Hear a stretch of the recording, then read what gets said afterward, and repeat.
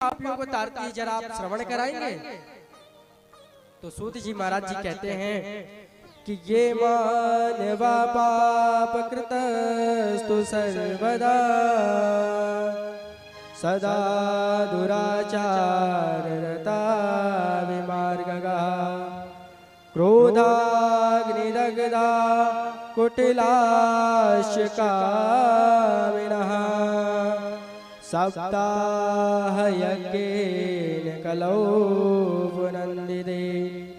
ये मानवः पाप कृतस्तु सर्वदा, जो सदैव ही बुरे कामों में लीन रहता है, पाप करता है, ऐसे ऐसे व्यक्तियों को भगवान भागवत भगवान जो है तारती है। बोले कैसे? बोले जब वह चिंतन करे, मनन करे।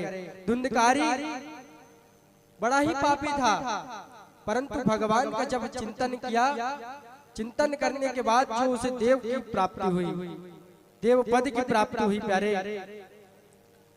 ऋषियों ने कहा कि ये धुंधकारी कौन है, जरा इनकी कथा विस्तार से बताइए, जरा इनकी कथा विस्तार से बताइए। तो सूत जी महाराज कहते हैं कि तुंगभद्रा तटे पूर्व मबुद्बत्तनमोत्तमम् यत्र वर्णः स्वधर्मेण सत्य सत्कर्म तत्परः। तुंगभद्रा तटे पूर्व मबुद्बत्तनमोत्तमम्।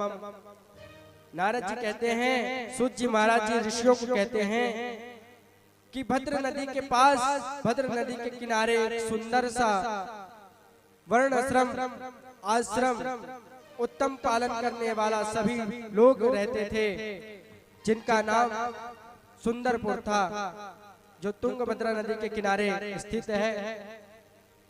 प्यारे वहां कैसे लोग रहते थे? बोले कि जो भगवान से अत्यंत प्रेम करने वाले, जो सदैव ही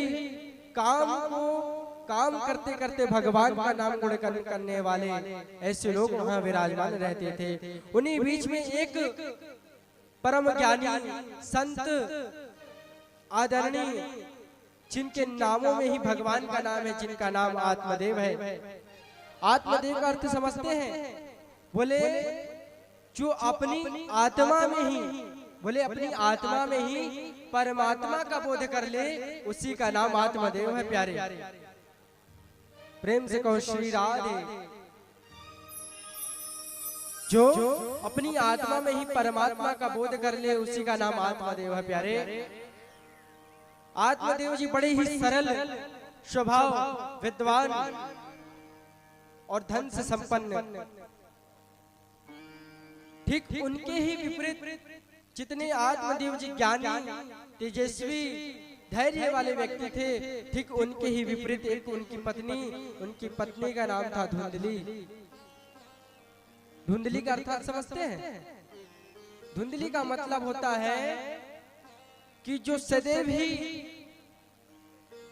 दूसरों से ईर्ष्या करे, लड़ाई करे, बुरे कर्म करे, उसी का नाम धुंधली है। जो कहते हैं एक दूसरे की जो चुगली करे, उसके नाम धुंधली है। प्यारे आत्मदेव बड़े ही तपस्वी, अनुष्ठान कर्मकांडी ब्राह्मण थे। एक दिन क्या हुआ कि आत्मदेव जी अपने घर से यजमान के घर जा रहे थे।